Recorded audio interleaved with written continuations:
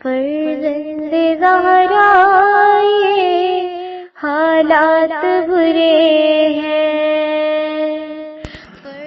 کاشانہ بصیرت ایک ایسا مکمل یوٹیوب چینل جس پر محروم بصارت کے لیے بالخصوص اور تمام افراد کے لیے بالعموم سینکڑوں کی تعداد میں اسلامی کتب دستیاب ہیں۔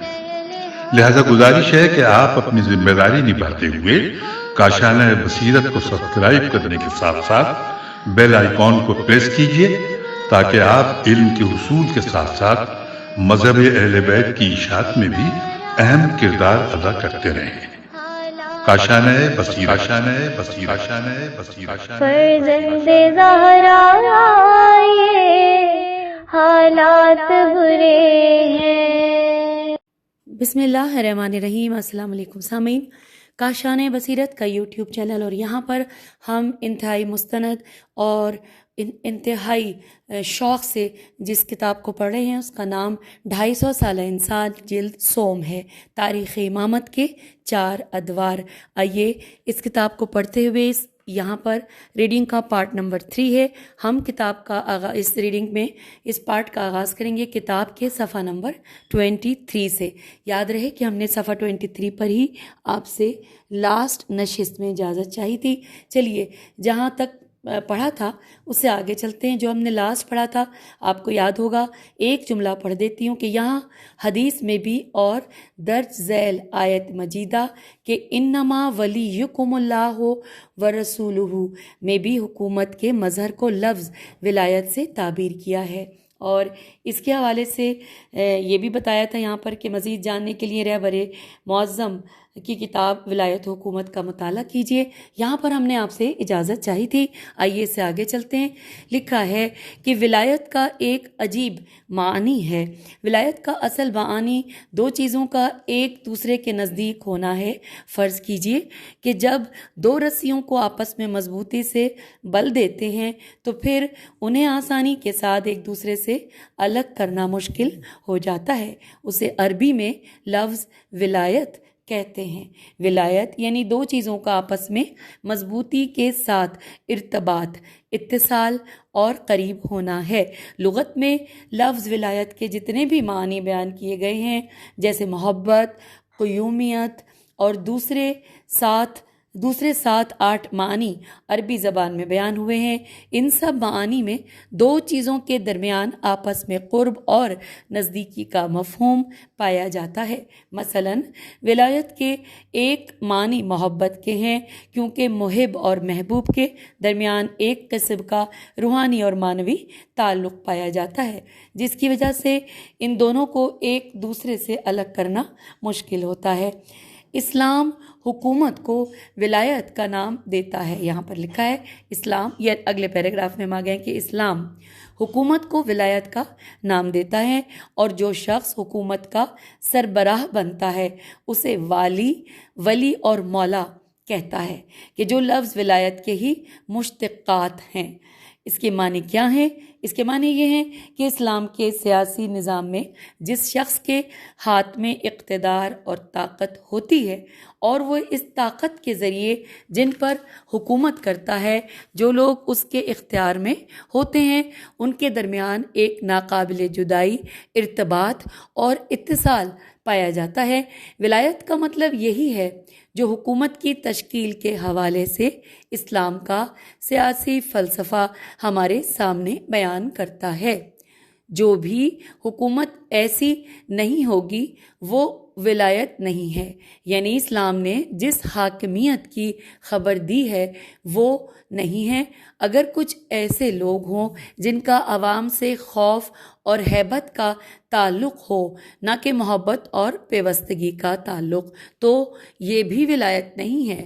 اگر کوئی بغاوت کے ذریعے اقتدار حاصل کرے تو یہ بھی ولایت نہیں ہے۔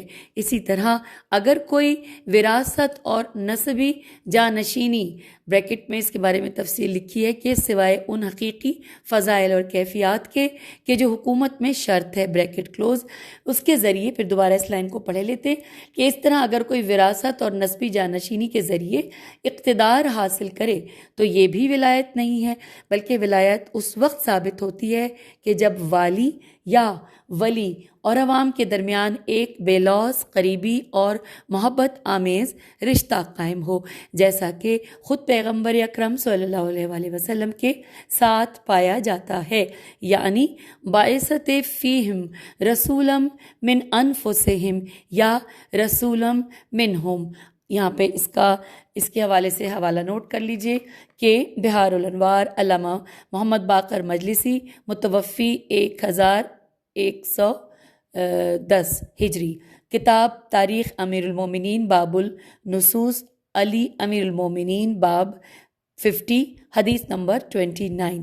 تو آئیے اب پھر سے آگے یہ چلتے ہیں کہ جس طرح ہم نے یہ پڑھا کہ یعنی بعث فیہم رسولم من انفسہم یا رسولن منہم، تو اس کے حوالے سے ساتھ ہی لکھا ہے کہ خود انہی میں سے کسی کو مبعوث کیا ہے، یعنی خود لوگوں میں سے کوئی ایسا ہونا چاہیے کہ جو ولایت اور حکومت کا حامل ہو۔ اسلام کی حاکمیت کی بنیاد یہی ہے۔ یہاں پر بریکٹ میں لکھا ہے، ڈیٹ لکھیے 26/6 1993 عیسوی۔ آئیے اگلے پیراگراف میں لکھا ہے کہ اس لحاظ سے اس ظاہر سے ہٹ کر بھی کچھ بڑے حقائق پائے جاتے ہیں کہ اگر امت مسلمہ اور اسلامی معاشرہ ان برجستہ نکات پر توجہ دے تو اس کے سامنے زندگی کا راستہ روشن دکھائی دے گا۔ بنیادی طور پر غدیر کے واقعے پر تمام مسلمان، چاہے وہ شیعہ ہوں جو اس واقعے کے ذریعے امامت اور ولایت پر استدلال کرتے ہیں، یا وہ سنی ہوں جو بنیادی طور پر واقعہ غدیر کو تو مان لیتے ہیں لیکن اسے امامت اور ولایت پر دلیل نہیں سمجھتے، تو اس سے زیادہ غور فکر کریں تو یہاں پر لکھا ہے کہ وہ اس نقطے کو سمجھ جائیں گے۔ اچھا، یہاں پہ درمیان میں لکھیے ڈیٹ 22/10/1992۔ ہاں جی، تو پھر آگے چلتے لکھا ہے تو وہ اس نقطے کو سمجھ جائیں گے کہ اس روشن راہ کا تعلق تمام انسانوں سے ہے، اس کے علاوہ کوئی دوسرا راستہ ہے ہی نہیں۔ اگر انسانی معاشروں میں طاقت شیطان صفت لوگوں کے ہاتھ میں ہو تو دنیا اس راہ پر چل پڑتی ہے جس کے مظاہر آپ اس جدید دنیا میں دیکھ سکتے ہیں۔ اب یہاں پہ ڈیٹ لکھی ہے 25/11/210 اور 210 عیسوی۔ اگلے پیراگراف میں چلتے ہیں، لکھا ہے البتہ ایک پہلو امیر المومنین امام علی علیہ السلام کے فضائل کا بھی پایا جاتا ہے، لوگ جانتے بھی تھے اور قریب سے بذات خود ان فضائل کا مشاہدہ بھی کر رہے تھے۔ پیغمبر اکرم صلی اللہ علیہ وآلہ وسلم نے بلکہ حقیقت میں ارادہ الہی نے بھی انہی فضائل اور کمالات کو معتبر جانتے ہوئے ان اقدار کی بنیاد پر ولایت اور پیغمبر صلی اللہ علیہ وآلہ وسلم کے بعد حاکمیت کا تعین کیا۔ پس معلوم ہوا کہ جو شخص مسلمانوں کا حاکم بننا چاہتا ہے اسے ان اقدار کا حامل ہونا چاہیے۔ پیغمبر اکرم صلی اللہ علیہ وآلہ وسلم کے لیے اس دن امیر المومنین علیہ السلام کے ان فضائل کو بیان کرنا ضروری بھی نہیں تھا کیونکہ لوگ پہلے ہی سے جانتے تھے۔ پھر لکھا ہے کہ ابن ابی الحدید معتزلی لکھتے ہیں کہ انورٹڈ کاما غدیر کے روز فضائل امیر المومنین علیہ السلام اس قدر آشکار تھے کہ پیغمبر اکرم صلی اللہ علیہ وآلہ وسلم کی رحلت کے بعد تمام مہاجرین نے بلکہ انصار کی اکثریت نے یہ تسلیم کیا کہ خلافت کے مستحق علی علیہ السلام ہیں، یعنی ان تمام صحابہ کی نظر میں خلافت علوی ایک مسلم امر کی صورت میں جلوہ افروز تھی، اس لیے علاوہ دوسرے مقامات پر بھی پیغمبر اکرم صلی اللہ علیہ وآلہ وسلم کے بہت سے فضائل بیان کیے ہیں، انورٹڈ کاما کلوز۔ اب لکھا ہے کہ وہ روایات جو فضائل امیر المومنین علی علیہ السلام کو بیان کرتی ہیں وہ متواتر اور متفق علیہ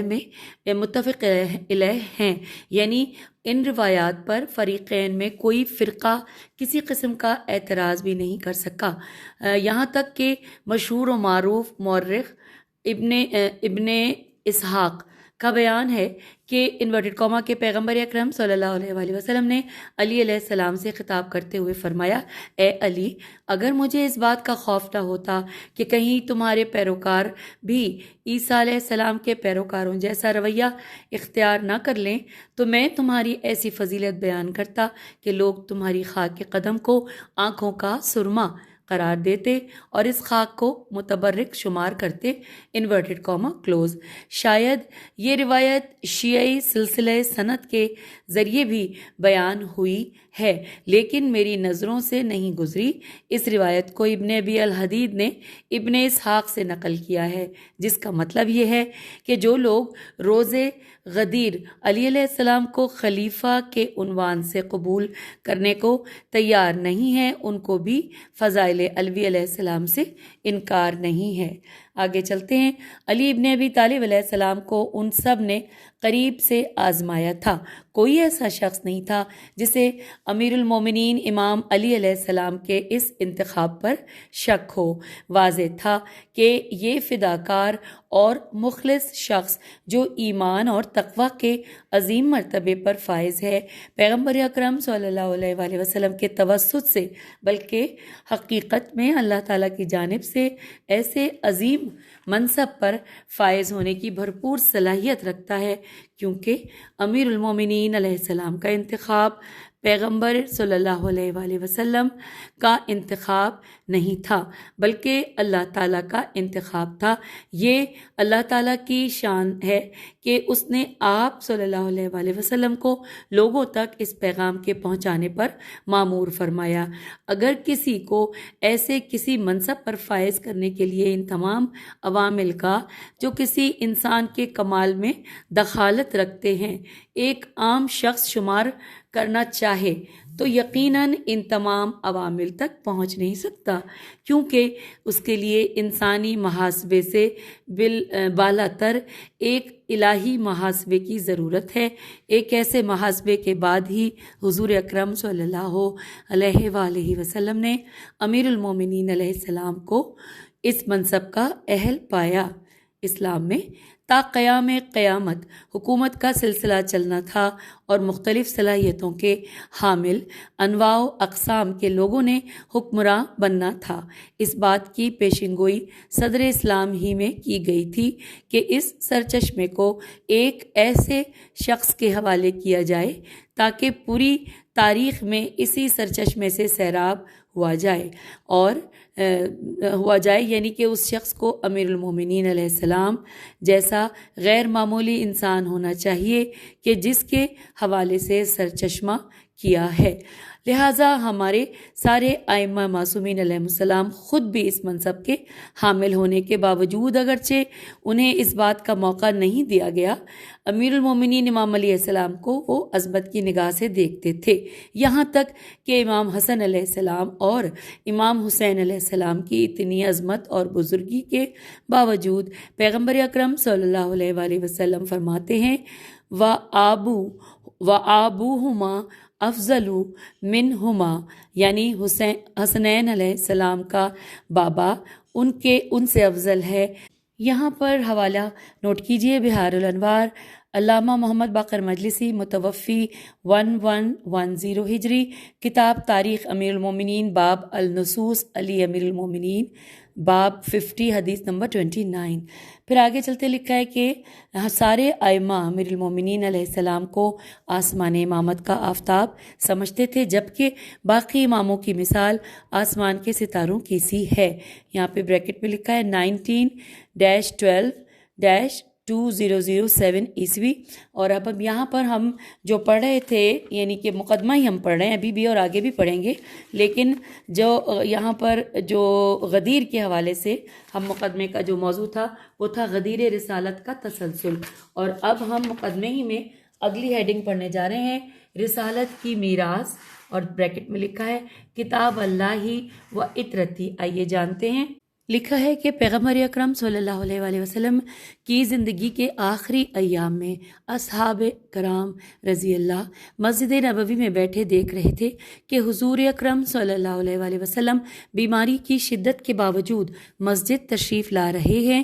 آپ صلی اللہ علیہ وآلہ وسلم کا چہرہ انور زرد پڑ چکا ہے اور بدن انتہائی کمزور ہے۔ آپ صلی اللہ علیہ وآلہ وسلم کی حالت دیکھ کر یہ اندازہ ہوتا ہے کہ آپ کی زندگی کے 1-2 دن سے زیادہ باقی نہیں ہیں۔ آپ صلی اللہ علیہ وآلہ وسلم کے ایک بازو کو امیر المومنین امام علی علیہ السلام نے پکڑا ہے، جبکہ دوسرا بازو جناب عباس رضی اللہ کے بیٹوں میں سے کسی ایک نے پکڑا ہے اور آپ صلی اللہ علیہ وآلہ وسلم کو ممبر کی طرف لے آ رہے ہیں اور ممبر پر بٹھا دیتے ہیں۔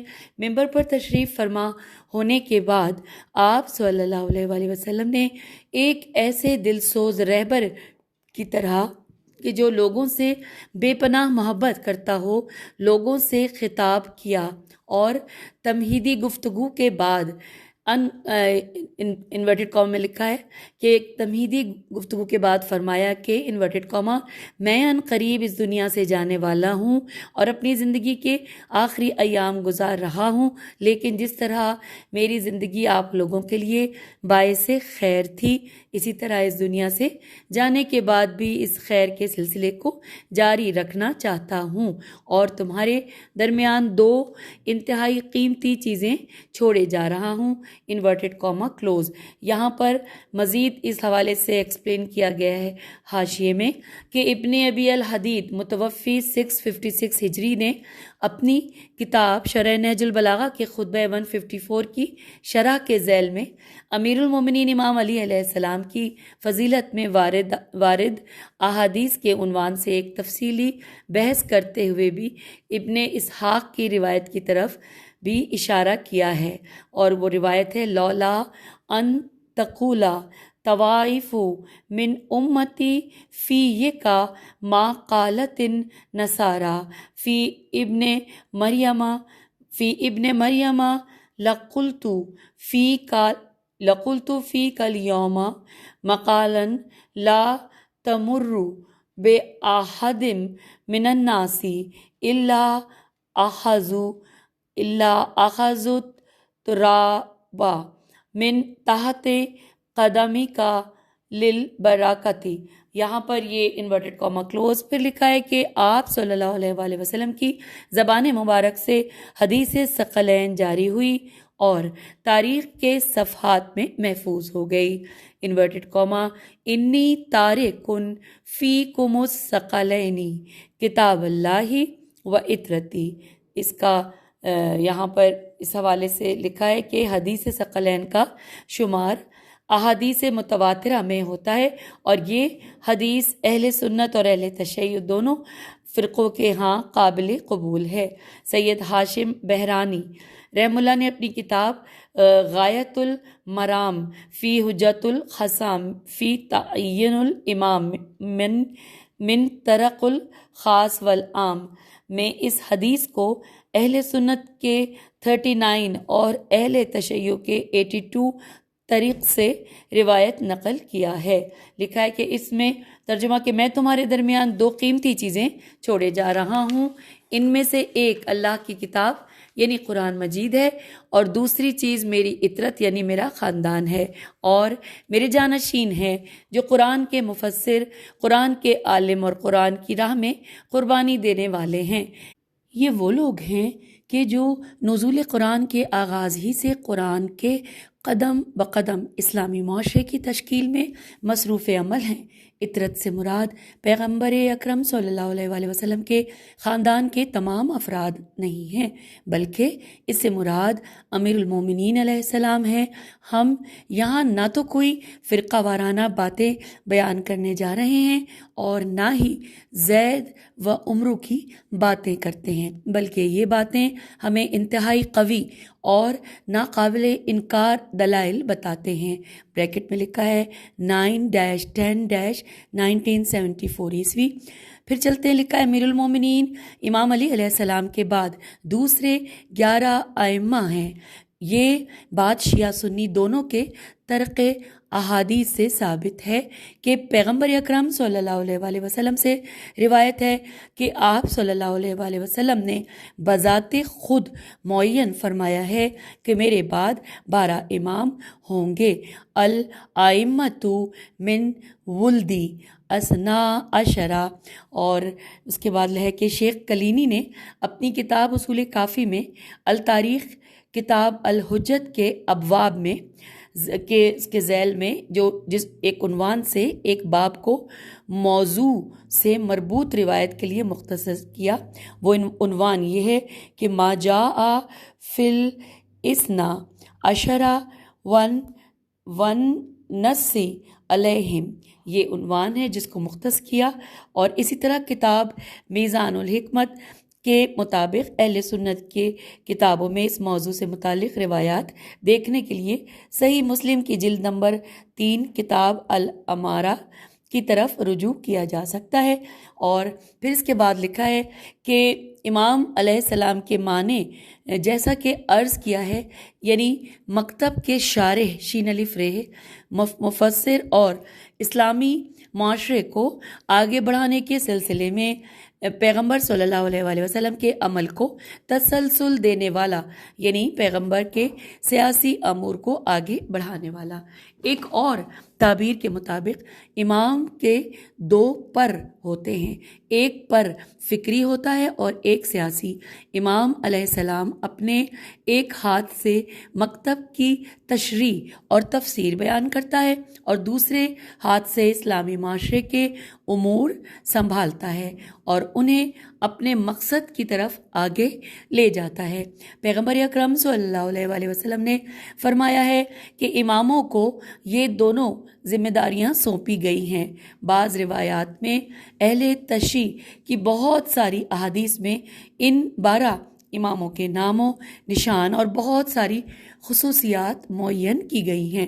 اگلے پیراگراف میں پڑھتے ہیں، امیر المومنین علی علیہ السلام ہمارے پہلے امام ہیں، ان کے بعد امام حسن مجتبیٰ علیہ السلام، اس کے بعد امام حسین علیہ السلام ہیں، ان کے بعد امام زین العابدین علیہ السلام ہیں، ان کے بعد امام محمد باقر علیہ السلام، ان کے بعد امام جعفر صادق علیہ السلام ہیں، اور ان کے بعد امام موسیٰ کاظم علیہ السلام ہیں، ان کے بعد امام علی رضا علیہ السلام ہیں، اور ان کے بعد امام محمد تقی علیہ السلام ہیں، ان کے بعد امام علی نقی علیہ السلام ہیں، اور ان کے بعد امام حسن عسکری علیہ السلام ہیں، اور ان کے بعد امام محمد مہدی اجل اللہ فرج ہمارے امام ہیں۔ بریکٹ میں لکھا ہے 9-2-1973 عیسوی۔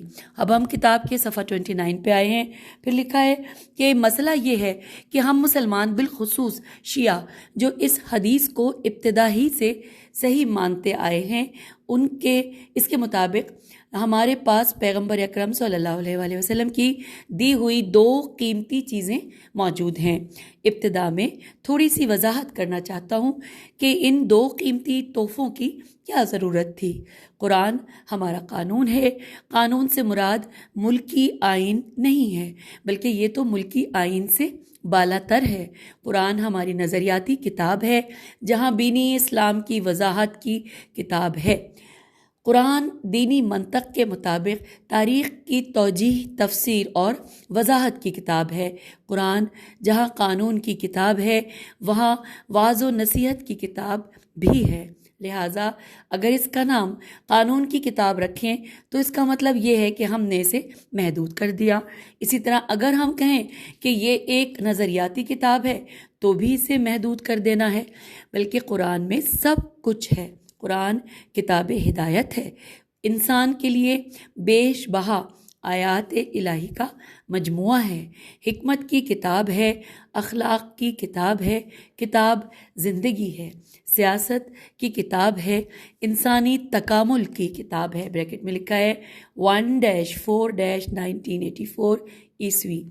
یہ ایک ایسی چیز ہے جو انسانی معاشرے کے لیے راستے کو معین کرتی ہے، اسلامی معاشرے کی تقدیر اور اس کے اہداف کو معین کرتی ہے۔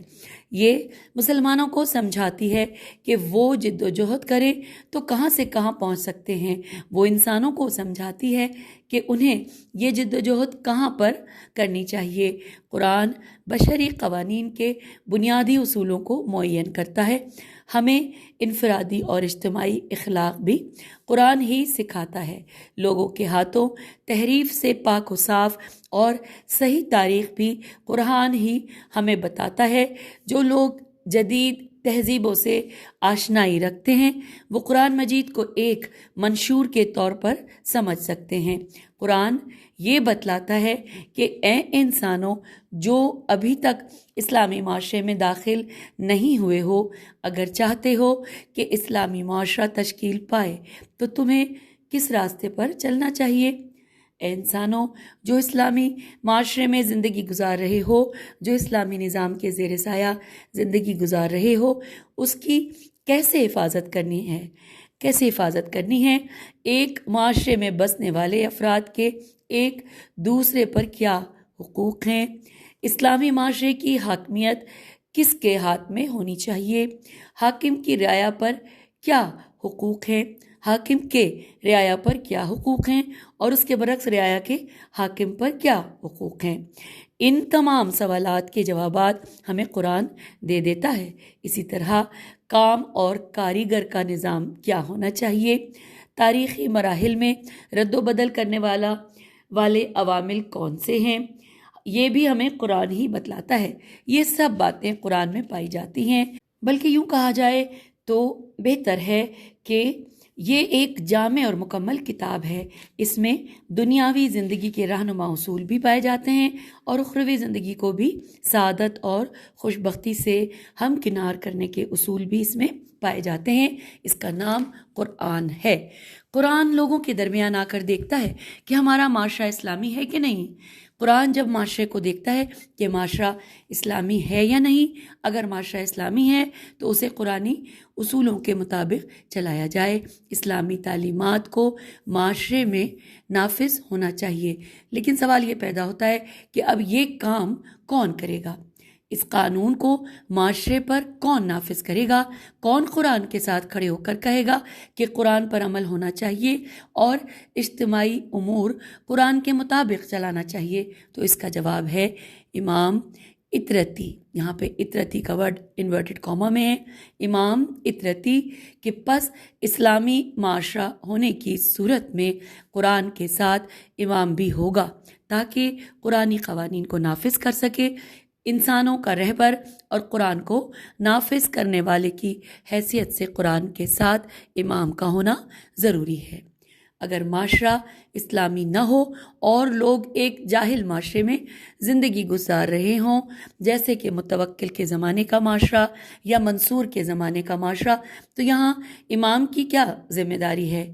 یہاں پر متوکل، منصور اور ہارون جو قرآن کے قانون کے علاوہ کسی اور قانون کے تحت برسر اقتدار آئے ہوئے ہیں، فطری سی بات ہے کہ وہ قرآن سے دشمنی رکھیں گے، اس لیے کہ قرآن طاغوت کی نفی کرتا ہے، جبکہ یہ طاغوتی ہیں، اس لیے کہ قرآن ظلم کی نفی کرتا ہے اور وہ ظالم ہیں۔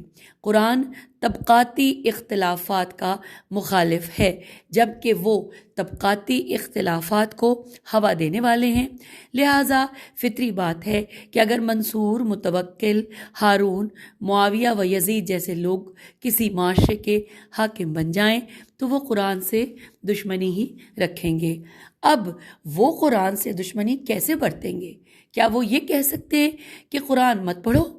اگر ہمت ہوگی تو ضرور کہیں گے، لیکن غالباً ان میں یہ بات کہنے کی ہمت نہیں ہے۔ کیا وہ یہ کہہ سکتے ہیں کہ قرآن کی تلاوت تو کرو لیکن تفسیر مت کرو؟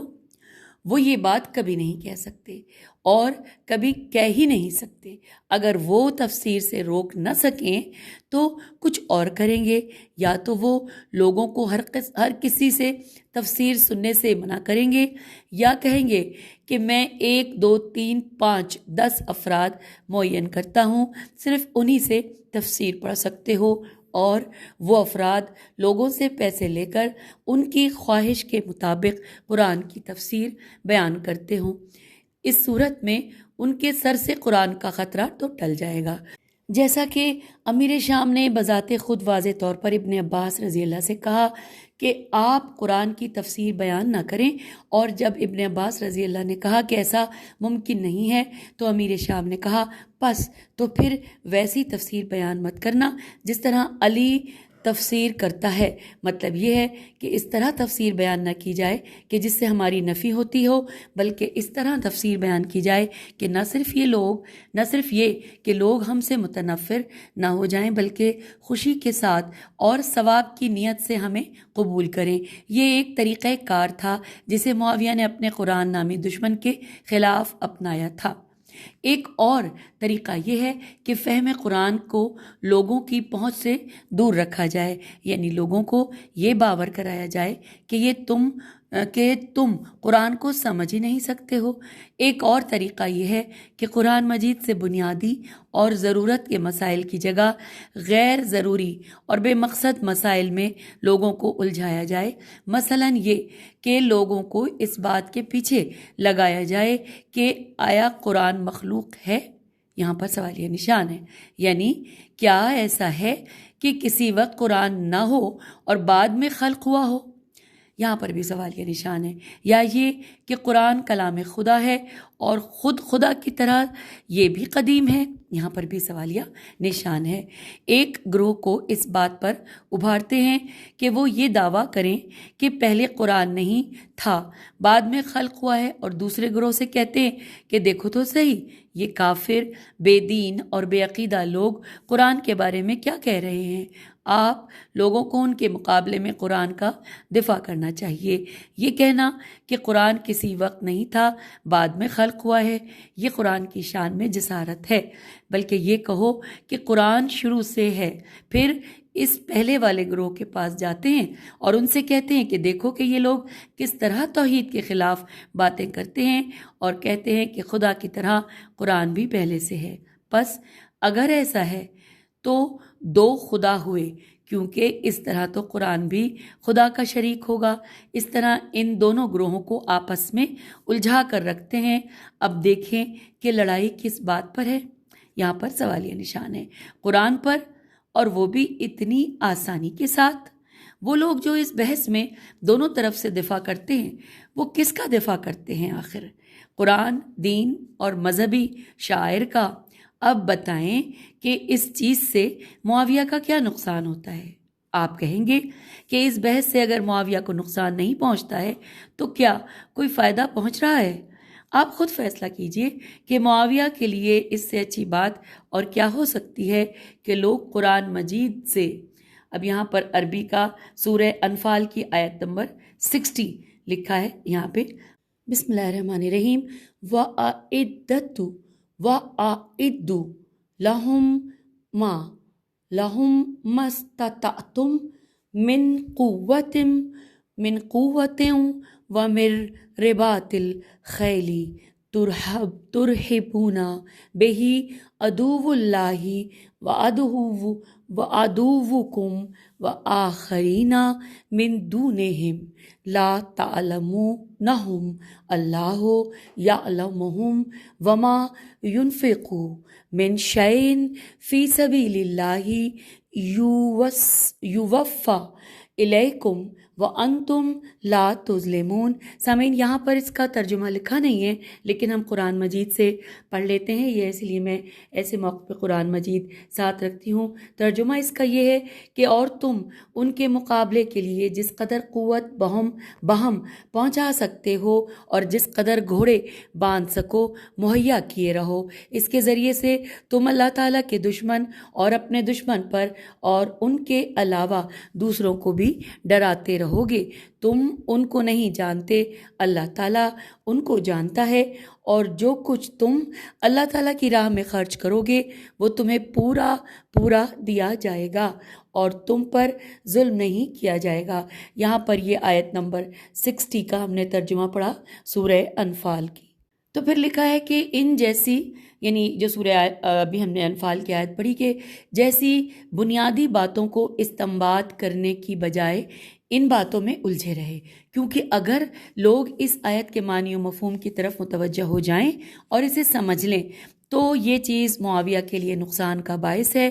پس لوگوں کو قرآن کے مخلوق ہونے یا نہ ہونے، قرآن کے قدیم ہونے یا نہ ہونے جیسے موضوعات میں الجھائے رکھنے سے معاویہ جیسے لوگوں کو کم از کم یہ فائدہ ہوتا ہے کہ لوگ اس مذکورہ آیت اور اس جیسی دوسری سینکڑوں آیتوں کی طرف متوجہ ہی نہیں ہوتے ہیں، اور یہ کام غیر اسلامی اور غیر الہی معاشروں میں ہوتا ہے۔ ایسے مواقع پر امام کی کیا ذمہ داری بنتی ہے؟ یعنی ایسے مواقع پر امام کیوں کر قرآن کے ساتھ کھڑا ہو سکتا ہے؟ ایسے موارد میں امام کے ہونے کا فائدہ یہ ہوتا ہے کہ امام لوگوں سے کہتا ہے کہ اے لوگو، اس آیت کا معنی و مفہوم وہ نہیں ہے جو معاویہ کے کارندے بیان کرتے ہیں، بلکہ صحیح معنی و مفہوم یہ ہے بتاتا ہے کہ یہ ہے۔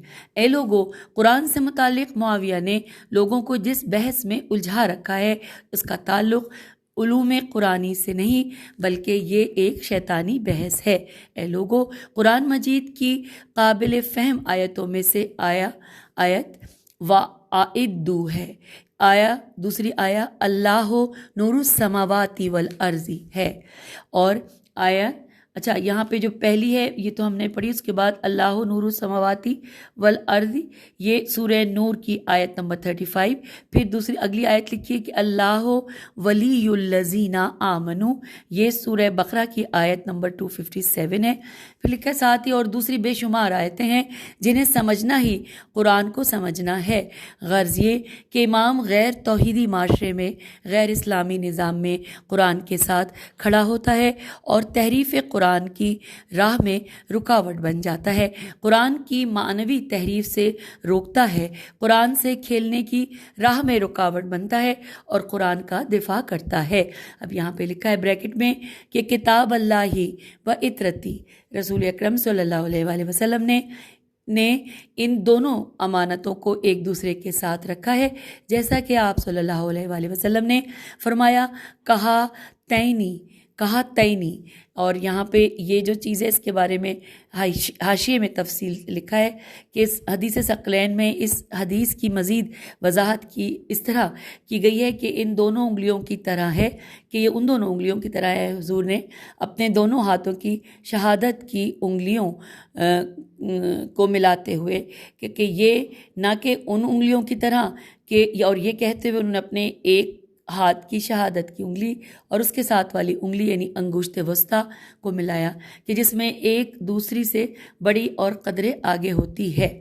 تو یہ کہتے ہوئے یہاں کچھ یہ اوپر لکھا ہے کہ حاشیے کے بعد ہم آگے کہ یعنی کہ قرآن اور اہل بیت علیہ السلام ہاتھ کی ان دو انگلیوں کی طرح ہیں کہ جو کبھی بھی ایک دوسرے سے جدا نہیں ہونے والے ہیں، بلکہ قیامت تک ایک دوسرے کے ساتھ رہنے والے ہیں۔ لہٰذا اسی وجہ سے ہم امام کو شریک قرآن، اب یہاں پر یہ انورٹڈ کاما میں ورڈ ہے، شریک قرآن کہتے ہیں، جیسا کہ حضرت امام زمان علیہ السلام کو کہتے ہیں السلام علیکہ یا شریک القرآن۔ اور یہ بات بالکل صحیح اور حقیقت پر مبنی ہے، کیونکہ معاشرے میں جب امام ہوتا ہے تو وہ شریک قرآن ہے، یعنی قرآن کو بیان کرنے اور اس کی تفسیر کرنے والا امام ہوتا ہے، وہ قرآن میں تحریف ہونے سے روکتا ہے۔ یہ ایک مشہور و معروف حدیث ہے جو فریقین کے معتبر کتابوں میں موجود ہے۔ یہاں پر بریکٹ پہ لکھا ہے 9-10-1974 عیسوی۔ یہاں پر ہم کتاب کے صفحہ نمبر 32 پر آ گئے ہیں، اور ہم مقدمہ جو کہ ہم نے پڑھنے کا آغاز کیا تھا ابھی مقدمہ جاری ہے۔ اس کا اگلا عنوان ہے امامت کا فلسفہ۔ یہ ہم انشاءاللہ آئیے اگلی نشست میں پڑھتے ہیں۔ اجازت دیجیے، خدا حافظ، فی امان اللہ۔